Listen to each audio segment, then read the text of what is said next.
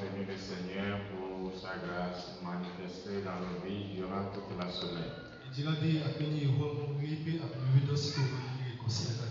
Nous passons que le Seigneur a été avec chacun de nous. En réalité, cette semaine qui est en train de s'achever ce matin est une semaine à célébration à deux niveaux. Nous avons eu une semaine de la mission. Nous devions nous retrouver toute la semaine et être enseignés concernant la mission.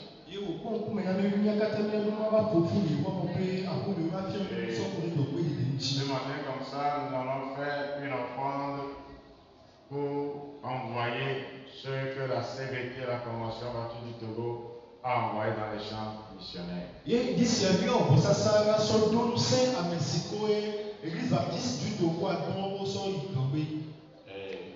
Le deuxième niveau, c'est que les ambassadeurs de Christ qui étaient ceux que le Seigneur a appelés pour réconcilier le monde avec lui, ont pris la semaine pour faire aussi leur semaine. Nous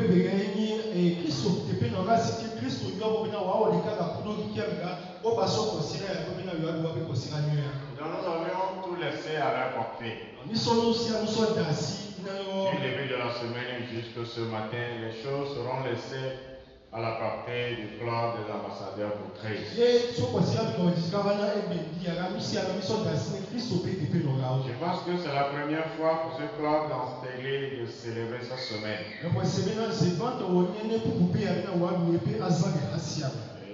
Ils ont déjà démarré. On a vu leur démonstration pour comprendre qui est-ce qu'on appelle un ambassadeur pour Christ. Je pense qu'il y a encore d'autres choses, d'autres révélations, ils vont nous montrer tout à l'heure. Mais ce n'est que le début.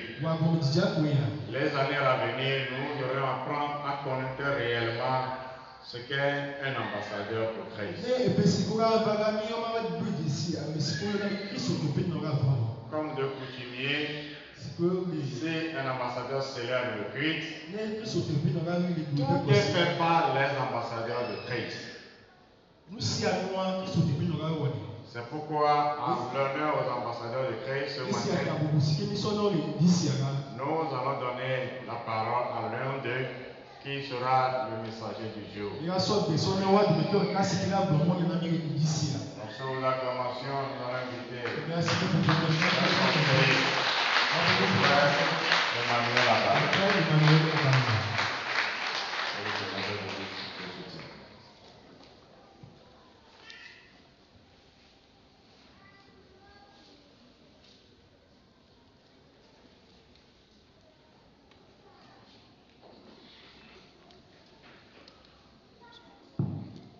Alléluia. Alléluia. Ce matin, nous sommes très ravis d'avoir eu l'opportunité de se tenir devant vous. Et comme le pasteur vient de le dire, c'est la semaine spéciale des ambassadeurs. Couplée avec celle de la mission. Alors, nous allons rester dans cette dynamique pour aller vers la mission du Seigneur. Révérend, que le Seigneur bénisse beaucoup. Parce que vous nous avez permis de se tenir debout ici. Et en même temps, nous pensons que cela ne sera pas la toute. Parce que les ambassadeurs ont beaucoup de potentiel. Et ils vont le montrer dans les jours à venir. Alors pour cela, nous avons besoin de tout un chacun de vous. Venir ce groupe à nous assister. C'est très important. Alors nous allons nous lever. On va lire la parole du Seigneur.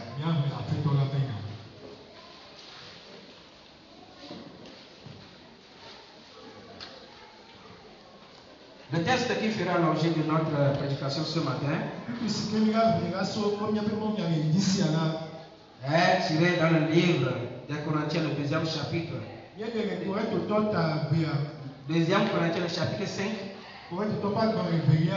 versets 19 à 20.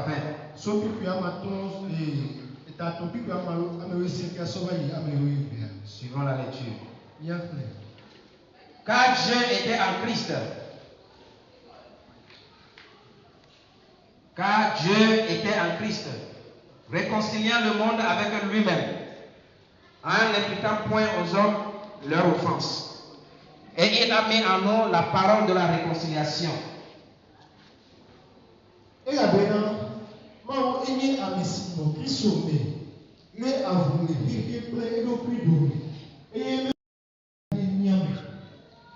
Nous faisons donc les fonctions d'ambassadeurs pour Christ, comme si Dieu exaltait par nous.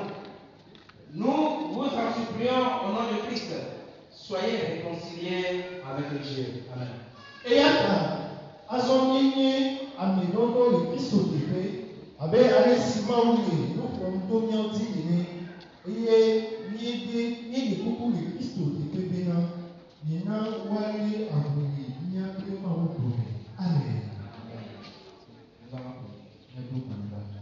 Seigneur l'Éternel Dieu, encore une fois ce matin, nous venons de lire ta parole. Mais nous qui sommes ici, nous te demandons de nous assister. Nous te demandons de nous couvrir de ton Esprit Saint, afin que nous puissions à toi d'agir pour que l'honneur et la gloire te reviennent dans le nom puissant de Jésus-Christ. Amen. Amen. Alors nous venons de lire la parole du Seigneur. Nous venons de lire la parole de Dieu. Et la parole ce matin nous dit beaucoup de choses. Je suis très ravi ce matin parce que ce n'est pas seulement la semaine des ambassadeurs. Comme je viens de le dire, c'est couplé avec la semaine de la mission de la CBT. Ce qui coïncide bien avec notre mission ce matin. Parce que le thème de ce matin, pour nous les ambassadeurs, c'est toujours prêt pour la mission. Toujours prêt pour la mission. Oui, nous avons une mission. Nous avons quelque chose à faire pour le Seigneur Jésus. Le Seigneur nous a confié quelque chose avant de partir. Et nous sommes obligés de le faire. Et nous allons le faire. Alors, quelle est cette mission? Quelle est cette mission que le Seigneur nous a confiée? Et est-ce qu'il nous a confié juste la mission? Au cours de ce message, nous allons essayer de décortiquer tout cela. D'abord, au cours de la semaine, nous avons eu à apprendre beaucoup de choses concernant les ambassadeurs. Alors, qui sont les ambassadeurs? Qui sont-ils? Quelle est leur fonction? Que doit-il faire? Est-ce que tout le monde est appelé ambassadeur? Peut-on appeler n'importe qui ambassadeur? Alors ce matin, nous allons essayer de voir ça. Nous pouvons dire tous ceux qui ont donné leur vie à Jésus dans un premier temps est un ambassadeur. N'importe qui a donné sa vie à Jésus, qui a accepté Christ comme Seigneur et Sauveur, alors cette personne-là devient un ambassadeur automatiquement. Il n'a pas besoin de devenir, de rentrer dans le groupe des garçons, des jeunes garçons avant de naître. Du moment où il a dit oui au Seigneur Jésus, du moment où il a dit Seigneur, je t'accepte dans ma vie, à partir de cet instant même, il devient un ambassadeur. Alléluia. Alléluia. Il devient automatiquement ambassadeur. Ce qui voudrait dire, nous tous qui sommes ici ce matin, bien que vous ne faites pas partie du groupe des jeunes,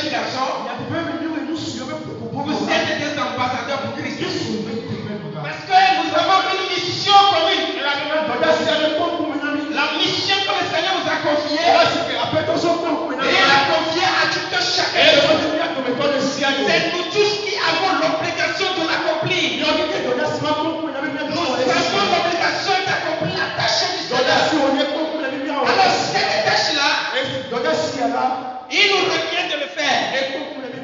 Parce que le Seigneur nous a déjà montré la voie. Alors, je ne sais pas ce que nous attendons. Nous devons comprendre qu'il est temps que nous puissions aller en mission. Que nous puissions prendre à cœur ce que le Seigneur nous a laissé. Que nous puissions prendre à cœur les recommandations du Seigneur Jésus. Si nous sommes là ce matin, c'est parce que on nous a parlé de Jésus. Et aujourd'hui nous sommes devenus chrétiens. Et chrétiens que nous sommes, nous devons aussi faire de même. Parce qu'il y a d'autres qui sont toujours dans le monde, qui ne sont pas encore chrétiens, qui ne sont pas encore ambassadeurs. Alors, nous devons tout faire. Nous avons l'obligation de le faire pour la gloire du Seigneur. Ici, quand nous revenons dans le verset 19, on dit car Dieu était en Christ, réconciliant le monde avec lui-même. Car Dieu était en Christ, réconciliant le monde avec lui-même.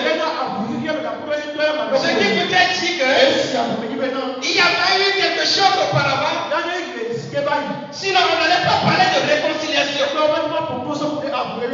Lorsqu'on parle de réconciliation, c'est parce qu'il y a eu quelque chose. C'est parce qu'il y a eu des mésententes. C'est parce qu'il y a des choses qui ont été commises. Et entre deux parties, ça ne va pas du tout. Alors il faut aller à la réconciliation. C'est parce que le monde a tourné le dos à son créateur.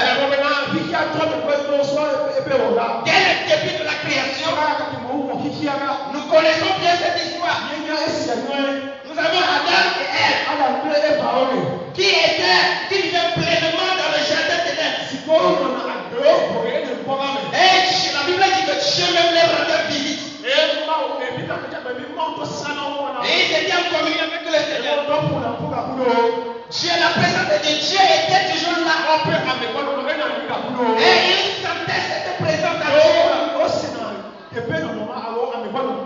Mais à un moment donné, il y a eu un souci. Il y a eu quelque chose.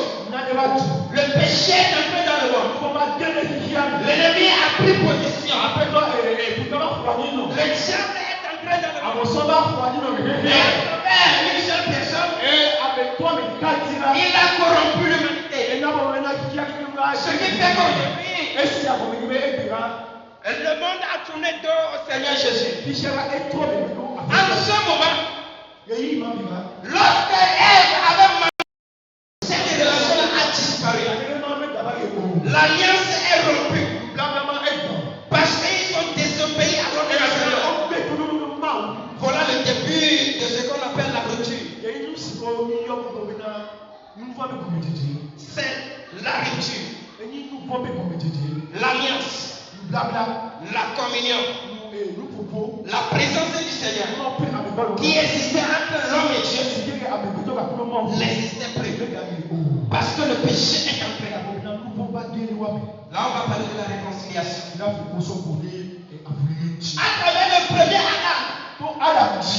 À travers le premier Adam, le péché est entré dans le monde. C'est ce que la parole de Dieu nous fait savoir. Parce que c'est eux qui ont péché. Et le péché est entré par eux. Mais par la grâce du Seigneur, Dieu a décidé autrement de réconcilier son peuple. De réconcilier l'homme avec lui. Parce que c'est lui qui nous a créés. Il ne peut pas nous laisser comme ça. Même après le péché, à cause de son amour infini, et à cause de sa grâce qui plane sur nous, il a décidé d'agir. C'est pourquoi ici on nous dit car Dieu était en Christ, réconciliant réconciliant le monde avec lui-même. Lorsque le péché est entré dans le monde, le Seigneur a pris une résolution.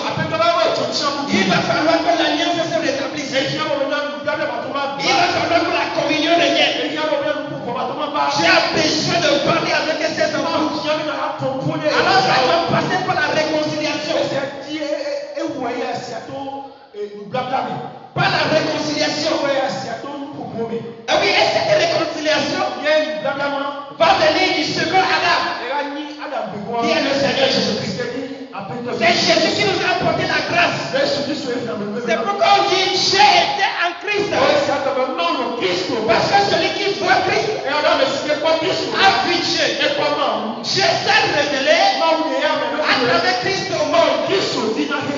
C'est pourquoi lorsque Jésus était encore sur terre, Philippe a dit, montrez-nous le Père.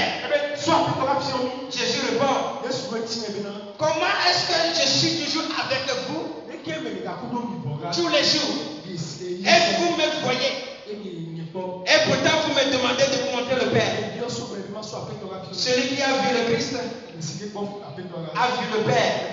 C'est-à-dire que le Christ est la manifestation de la révélation de Dieu au niveau du monde. Le Christ est l'image parfaite de Dieu.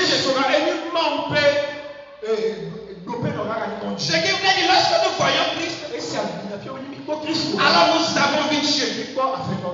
C'est pourquoi Dieu s'est révélé à lui pour que la réconciliation soit totale. Alors Christ nous a réconciliés avec Dieu. L'alliance qui était rompue, Jésus-Christ a rétabli ça. La communication qui avait disparu, Jésus-Christ a rétabli ça. Et nous pouvons en même temps rentrer en présence de Dieu pour invoquer le Seigneur. Ce qui n'était pas possible au début. Lorsque Adam avait péché, ce qui n'était plus possible, Dieu ne leur rendait plus visite. Et ils ont été d'ailleurs chassés du jardin. Mais aujourd'hui, Jésus-Christ nous a réconciliés avec Dieu. Il a permis que nous soyons réconciliés.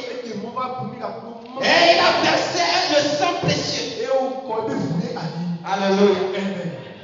C'est une mission salvatrice. C'est une mission que le Seigneur a accomplie. Une fois de bon pour toute l'humanité. Alors si nous continuons, après devoir réconcilier le monde avec lui-même, on dit, en n'imputez point aux hommes leur offense. Voilà, parce que Jésus-Christ a versé son sang précieux. Ce n'est plus le sang des animaux. Ce n'est plus le sang des bouquets des coqs.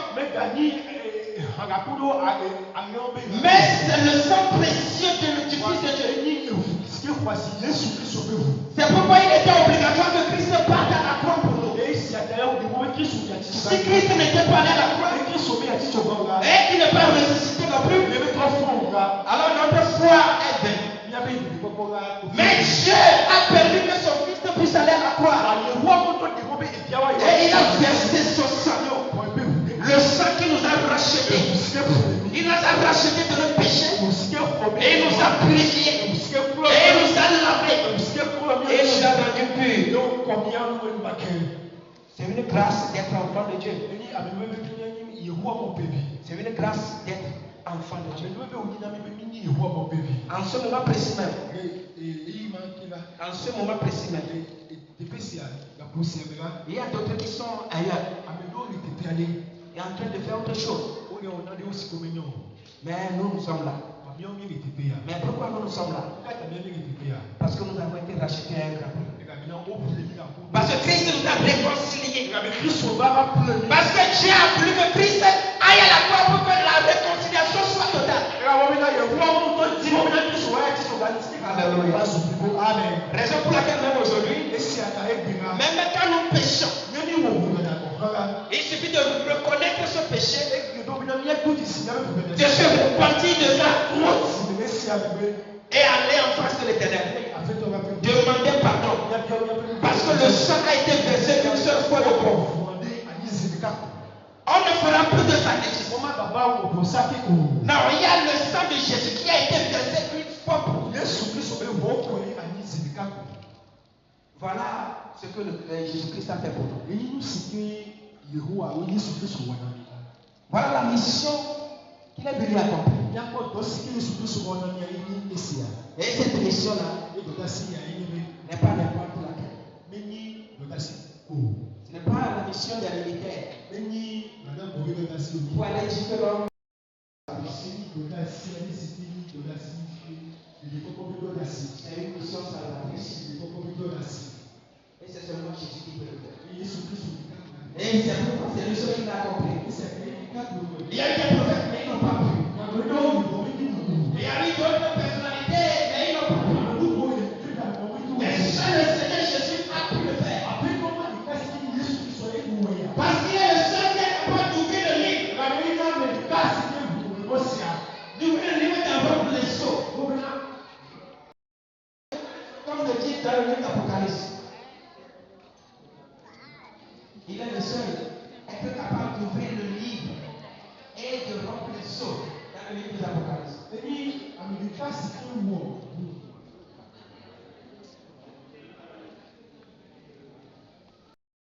Pourquoi quelqu'un d'autre ne l'a pas fait? Il y a eu des anges déchus. Il y a eu des anges déchus. Des anges déchus.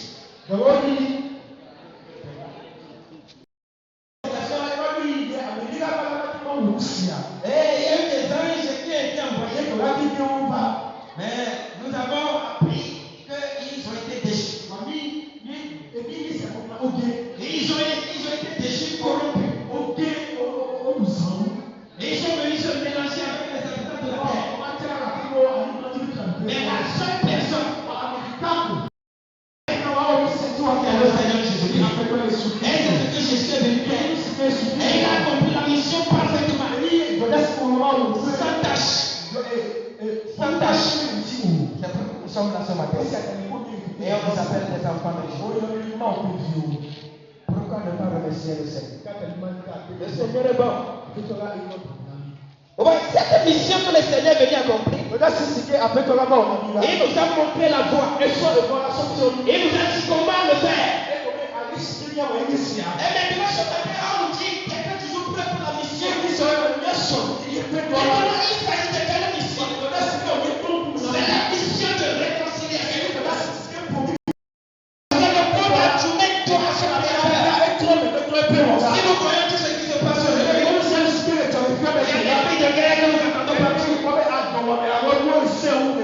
C'est vrai, c'est aussi ce que la Bible a dit, ça doit arriver.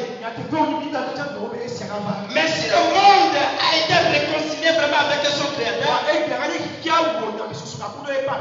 si le monde n'avait pas tourné tout à son Créateur, si le monde entier a reconnu le Seigneur Jésus étant comme le seul Seigneur,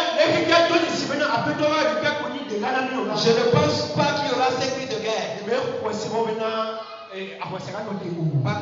pense pas qu'il y aura ces cris de guerre. Parce que le monde a abandonné le Seigneur. Pourtant Jésus est venu avec la réconciliation. Vous voyez, comme je l'avais dit, le péché est entré dans le monde avec le premier Adam. Depuis le jardin d'Éden. Mais la grâce est venue dans le monde par le second Adam qui est Jésus-Christ. Alors dès que le monde ne va pas reconnaître ce second Adam qui est Jésus-Christ, alors il y aura toujours des problèmes. Dans le monde partout il y en aura. Il y en aura des problèmes. Parce que le monde a créé doit s'opérer. Aujourd'hui, nous n'avons plus le Seigneur Jésus que nous voyons physiquement qu'on peut le toucher. Mais il est avec nous. Il est là avec nous. Il a dit qu'il ne va pas nous abandonner. Mais il sera avec nous jusqu'à la fin de temps. Et il nous a dit d'aller. Et il nous a montré comment ça va se faire. Il nous a montré les voies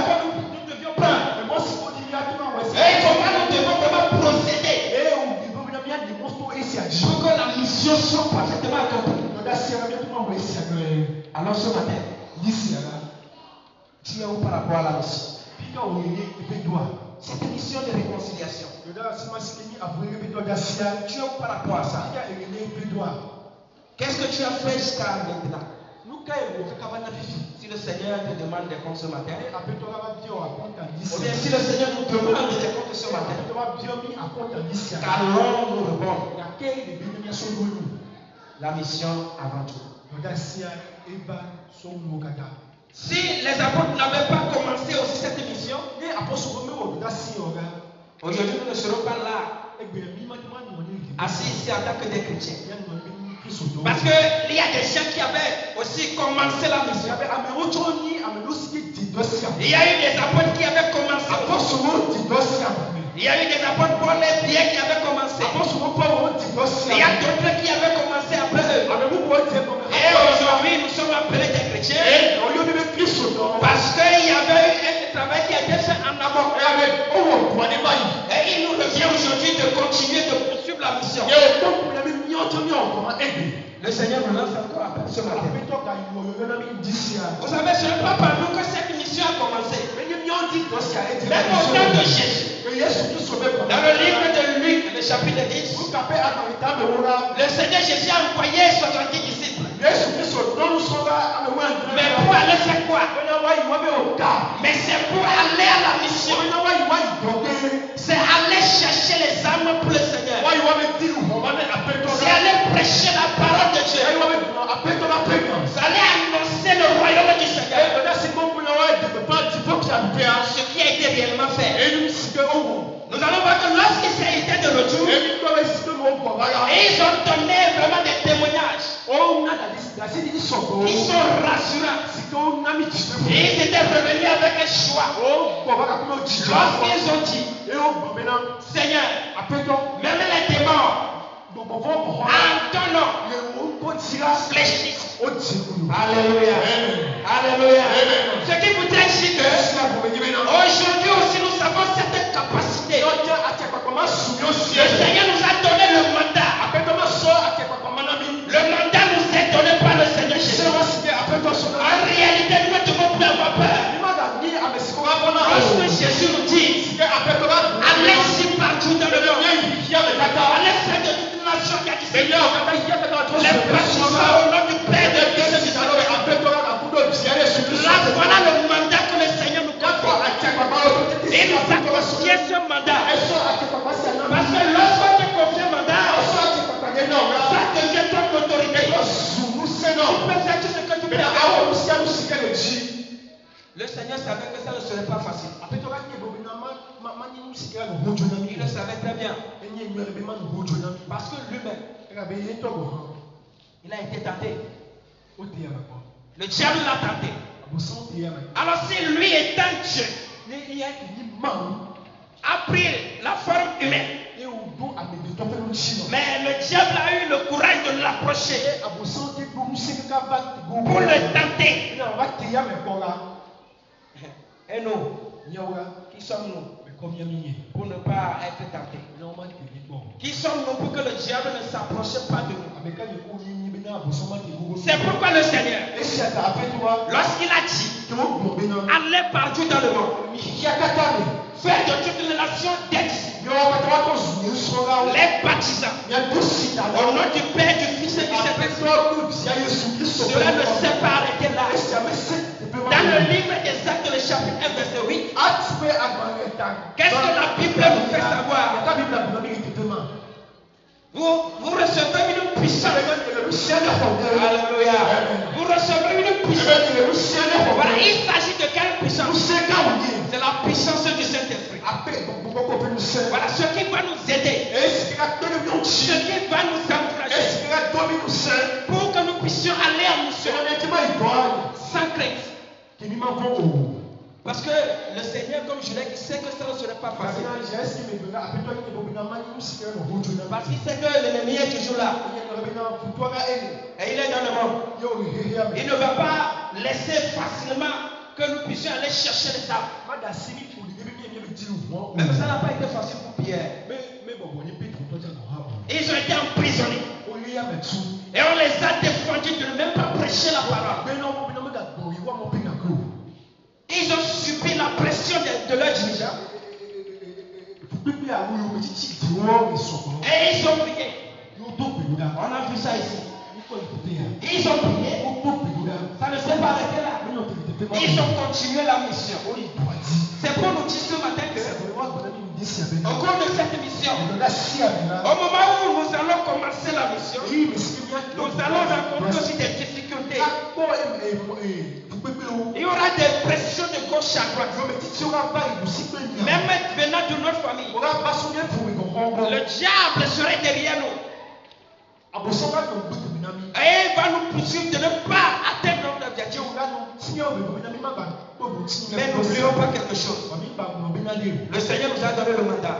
Lorsqu'il nous a donné cette recommandation d'aller, il a dit vous recevrez une puissance. C'est la puissance du Saint-Esprit. Et à travers la puissance du Saint-Esprit, nous puissions aller en mission. Aller arracher les âmes pour le Seigneur. C'est ça la mission. Je l'avais dit tout à l'heure. Ce ne sont pas les jeunes garçons qui sont là ce matin, qui sont les ambassadeurs. Nous sommes tous ambassadeurs. Une fois que tu as donné ta vie à Jésus, une fois que tu acceptes le Seigneur Jésus, alors tu es ambassadeur. Alors il te revient d'aller en mission. Un ambassadeur, c'est quelqu'un qui représente quelqu'un dans un autre lieu. L'ambassadeur du Togo, par exemple, aux États-Unis, représente le Togo. Même au Bénin ou en Côte d'Ivoire, partout, l'ambassadeur là-bas représente le Togo. C'est de la même façon, nous aussi, en tant qu'ambassadeur pour Christ, nous sommes les représentants de Jésus sur terre.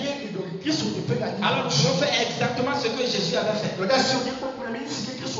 pouvons pas faire ce que nous-mêmes nous voulons, mais nous devons faire exactement ce que Christ avait montré. Alléluia. C'est une obligation d'être ambassadeur.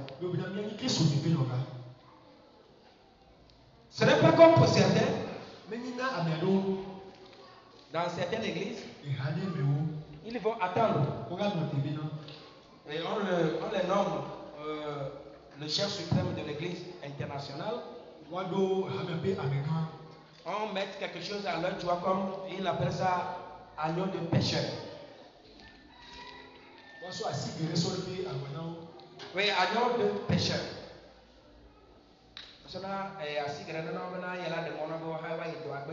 Alors que Petro Yesu Christ tona Petro bena egbe amagbanyi gbabi de logoa ela nyame gbeto de la donc alors que on a te wono so asigi adalo na yo glo avec so gbedia yo to de waji. Mais cela n'est pas notre cas. Et c'est ce qu'il réclame aujourd'hui. Il attend qu'on doit mettre une bague à leur joie. Dénommé agneau de pécheur. Que c'est maintenant ils ont l'autorité d'aller pécher les âmes. Nous on n'attend pas de recevoir quoi que ce soit. Nous avons reçu le mandat de la part du Seigneur. Et il nous a donné son esprit. Et il nous dit maintenant d'aller faire de toutes les choses ici. Vous savez, cette mission ne sera pas facile. Jusqu'au retour du Seigneur, ne sera pas facile. Le diable est à l'œuvre aussi. Nous avons expérimenté ça. Il y a quelques années, nous étions en mission à Afanya avec les jeunes.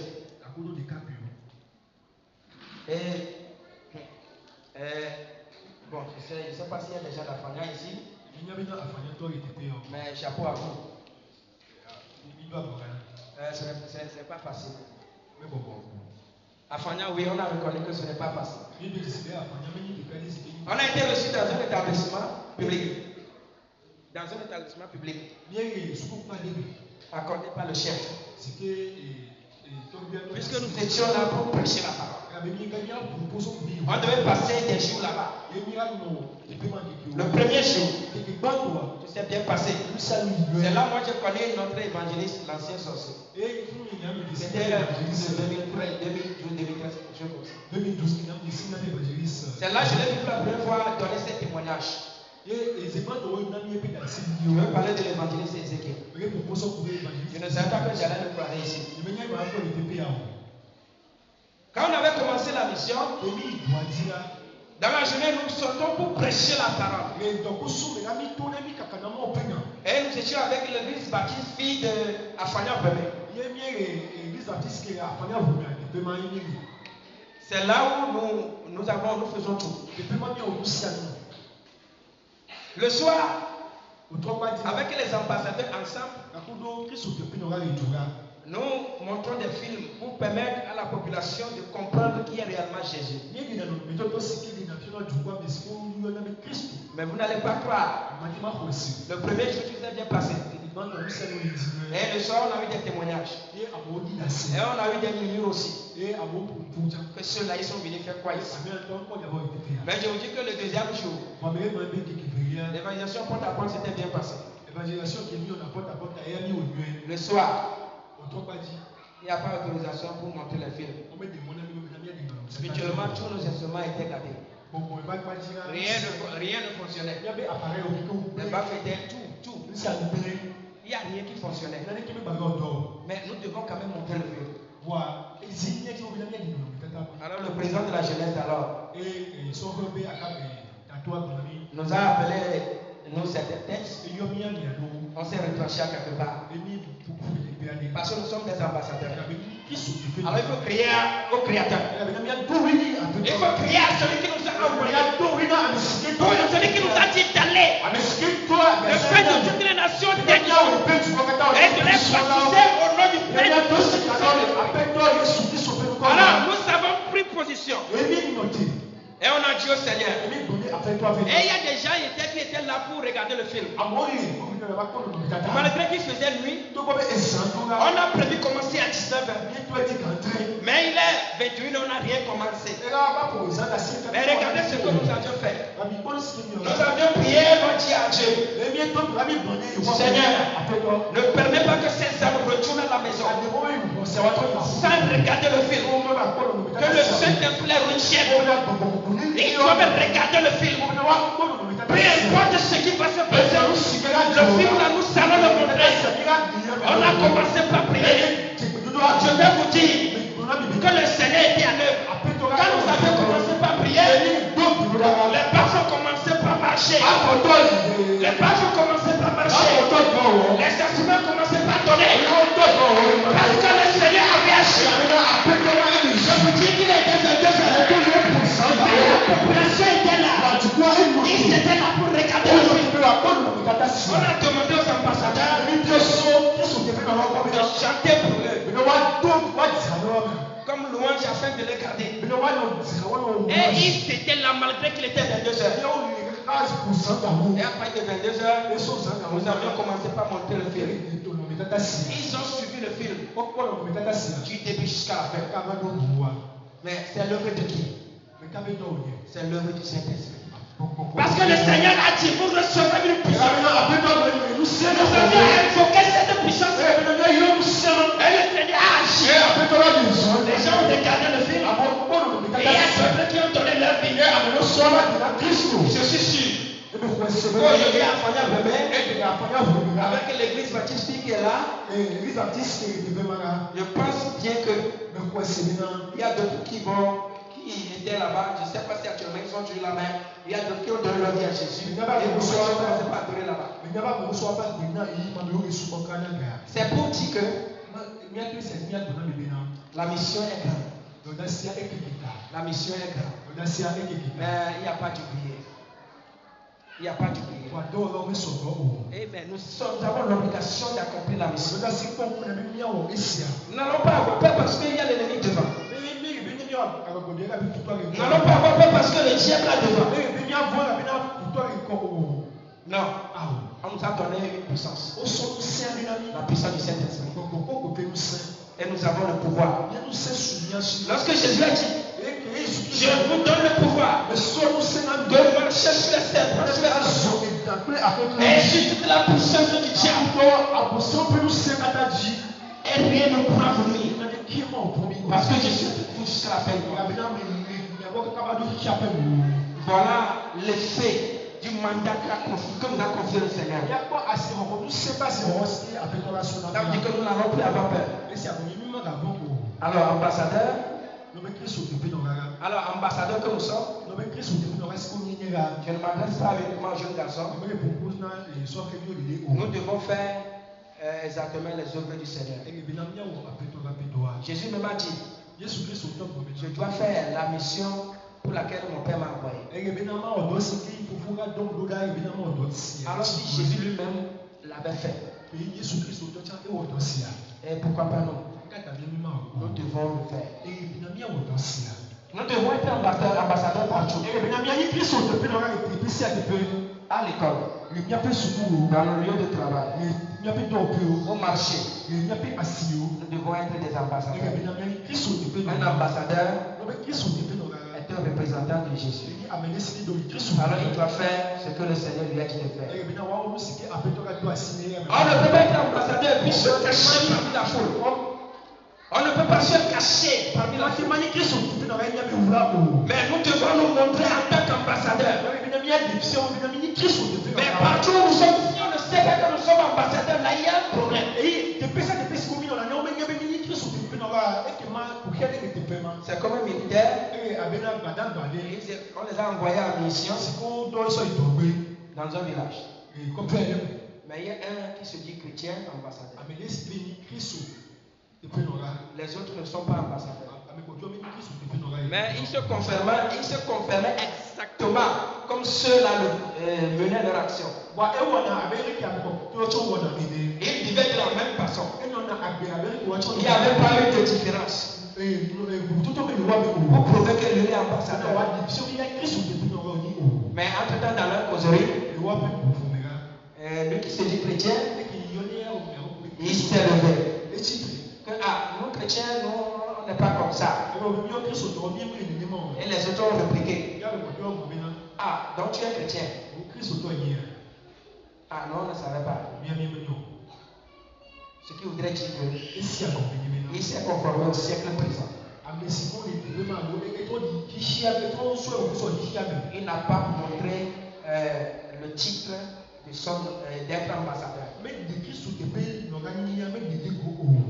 Ce n'est pas pour cela que le Seigneur nous a appelés. D'abord, qui sommes-nous pour que le Seigneur nous envoie? Vous savez, c'est une grâce. C'est une grâce pour que le Seigneur nous demande d'aller. Sinon, le Seigneur n'a pas. Qui sommes-nous réellement pour que le Seigneur puisse nous envoyer? Mais c'est une grâce. Mais si aujourd'hui nous sommes envoyés, mais si aujourd'hui le Seigneur nous demande d'y aller, mais c'est parce que c'est une grâce que le Seigneur nous a fait.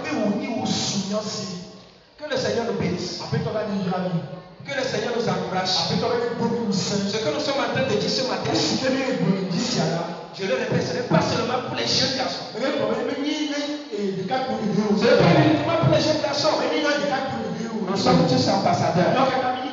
Alors nous devons accomplir la mission pour laquelle nous sommes appelés. Sans crainte. Lorsque nous partons en mission, ne voyons pas les courants et on commence par trembler. Oui, c'est pas parce qu'il y a des courants et on doit avoir peur. Eux-mêmes, ils en ont besoin de la parole. Ils ont besoin de Dieu. C'est notre mission de les réconcilier avec Dieu. Parce que Christ vous a déjà réconcilié avec Dieu. Vous et nous qui sommes ici ce matin, nous sommes déjà réconciliés avec Dieu.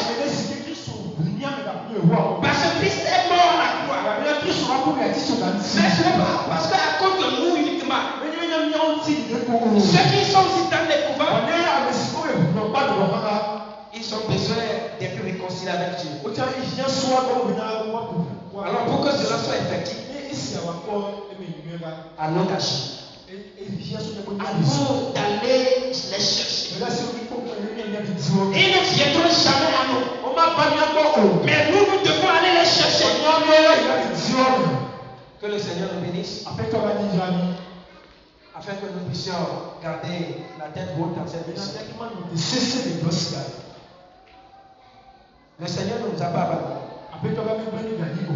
Donc ce sont les fonctions d'ambassadeur pour Christ que nous faisons. Comme si Christ est exalté par nous. C'est pourquoi nous supplions au nom de Christ, soyez réconciliés avec Dieu.